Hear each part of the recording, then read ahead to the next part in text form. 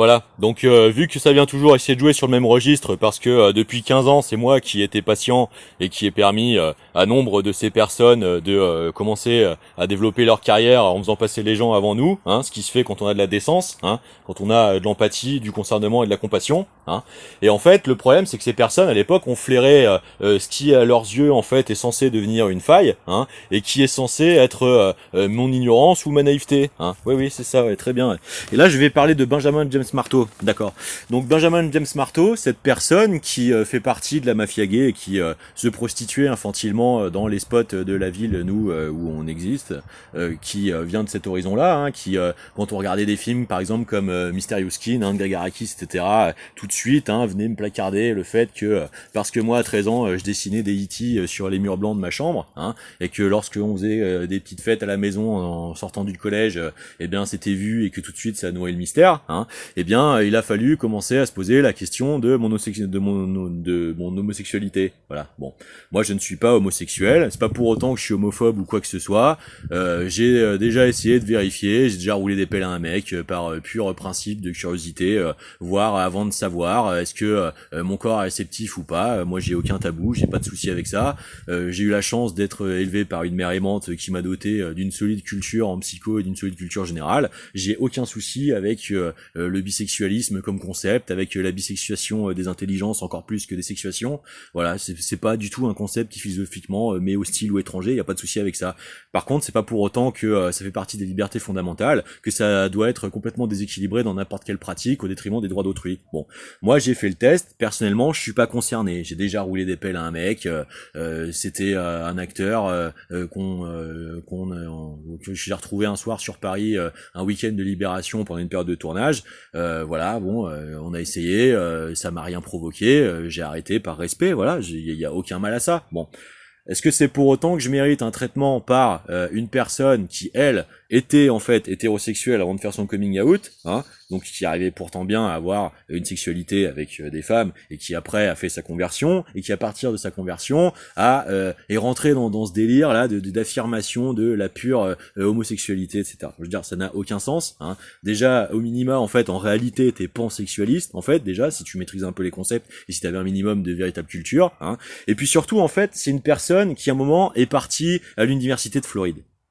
D'accord, et qui est revenu en fait avec ses échanges avec l'université de Miami. Voilà. Et à partir de ce moment-là, ça a été la tentative de monter en puissance, hein, où ça nous ramène du Tamatitude, producteur de Jojo Agogo, qui nous propose de faire l'Eurovision, d'accord, hein, et par ces réseaux-là, en fait, ça commence à nous amener tout ce type d'opportunités, voilà. Sachant qu'à la base, nous, on est une structure qui a développé 4 groupes, hein, qui a développé un studio d'enregistrement, qui met tout en commun, en fait, pour se co-développer sur les moyens matériels en le faisant intelligemment, hein, sauf que ça finit avec un mec trop jeune, protégé par son père, qui a quand même des problèmes de sexomanie, qui arrête pas de sortir sa bite. Je peux encore vous montrer les photos de tournée si je voulais vraiment faire le connard, hein, et ruiner une carrière aujourd'hui installée, parce que ça c'est le cadavre qu'ils essaient de continuer de garder sous les placards, pendant que moi je continue de me faire défoncer la gueule par les blancs-seings d'impunité et les renseignements permettant d'essayer de les perpétrer, qui ont été fournis à l'intégralité du système. Donc après plus de 20 ans de patience, je pense que vu la nature des absences totales de tentatives d'évolution des rapports, hein, on va crever l'abcès là, parce que ça commence à me gonfler moi.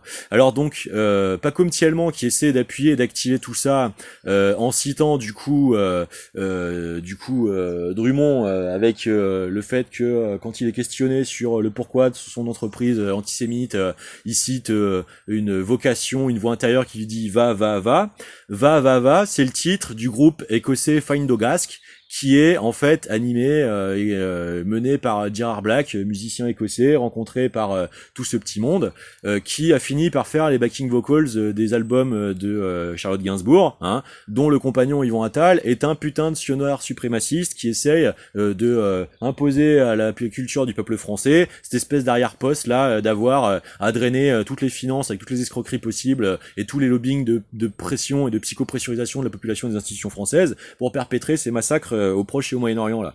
Voilà. Donc moi il y a un moment, quand tout ça en fait est un jeu hypocrite qui se permet d'essayer de me rhabiller de toutes les couleurs de l'arc-en-ciel, hein, sans mon consentement en permanence chaque putain de jour que la création fait, hein, pendant que ces mange-merdes sont juste des putains de toxos, incapables de mener des vrais boulots à côté de leur activité créatrice, hein, et qui sont capables en fait d'essayer d'enterrer des histoires humaines et amicales, hein, avec de la merde, hein, il y a un moment c'est tout ce que ça mérite comme traitement, c'est tout.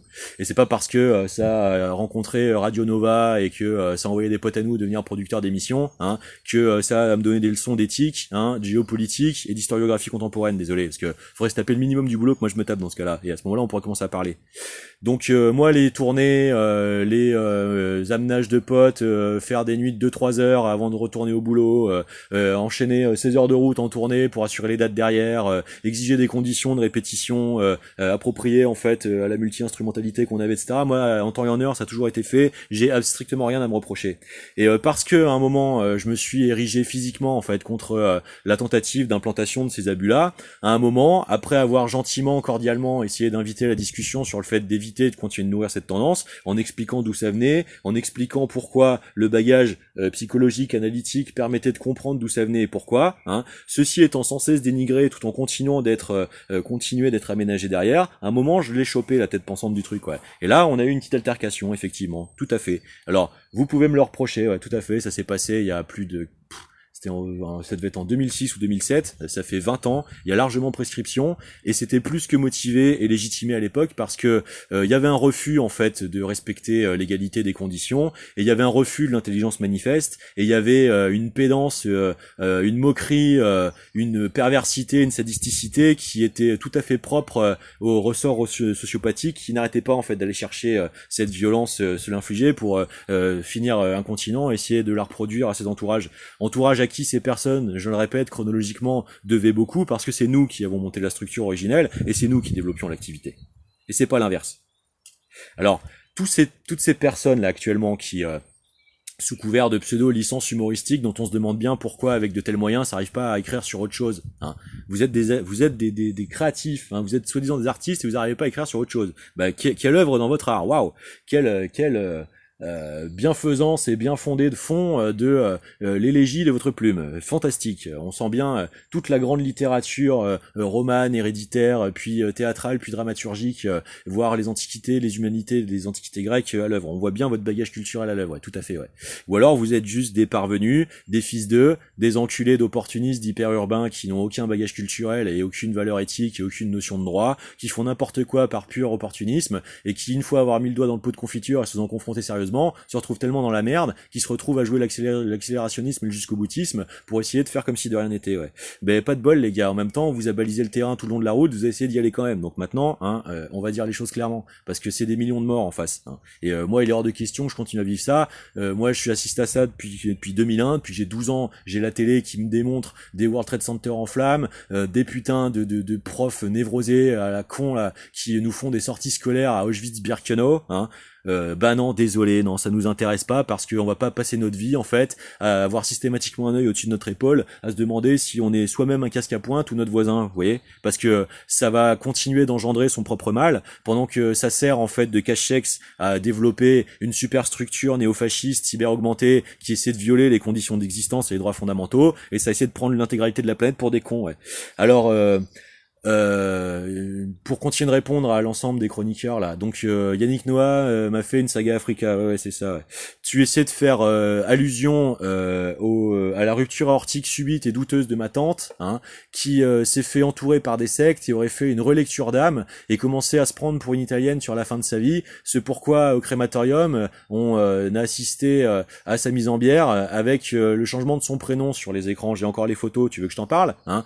Et ouais, effectivement elle était fan de Yannick Noah, ouais. Sauf que cette personne, depuis son adolescence en fait, elle a assisté à la tentative de déprédation de sa cousine, hein, sur la zone de Paris par son propre père, dans une relation incestueuse. Elle s'est battue toute sa vie pour protéger ses sœurs. Elle s'est insurgée toute sa vie contre les abrutis de campagne un peu bourrés qui commençaient à toucher, à s'en prendre à des nanas en soirée. Ça a toujours été une écorchée à ce niveau-là, hein. Elle a passé sa vie dans le médical en tant qu'infirmière et travaillé dans des sanatoriums. Et à côté, elle a essayé de monter un bar. Elle s'est fait escroquer par mon oncle qui lui a déclaré que la moitié de ses heures. Et au moment où elle tenait la tête pendant la crise Covid et où elle allait enfin faire valoir ses droits et reconstruire sa vie, hein, on lui a droppé un sosie de Django Edwards, hein, qui a développé un cancer, est censé être un fils d'un braqueur, premier plus jeune détenu de France, un énorme mytho. J'ai trouvé aucune trace de ce qu'il nous racontait, soi-disant il y avait eu une émission sur son cas, soi-disant une grâce présidentielle par Mitterrand, etc.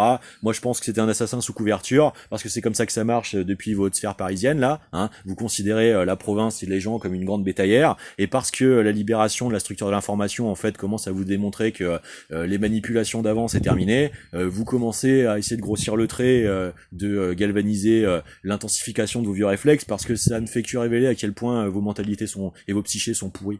Donc c'est à ça que tu essaies de faire allusion, tout en envie de ne pas y toucher, au nez à la barbe de tout le monde dans l'auditoire, et moi je te réponds clairement, parce que je sais très bien quoi t'es en train d'essayer de jouer, et je t'explique clairement ce que c'est que la nature de ce que t'es en train d'essayer de mettre en place. Donc t'essaies de faire allusion à la tentative d'un meurtre sous couverture, commandité, et du coup de faire extension de complicité de meurtre, d'accord? T'essaies de continuer de développer un rapport anxiogène et terroriste, en fait, donc une négation, encore une fois, de mes droits fondamentaux comme ceux de ma famille, en essayant de développer des systèmes de pression sur ma famille, dans une situation où, étant en confrontation directe avec l'affaire Sarkozy, ça s'apparente à de la subordination de témoins.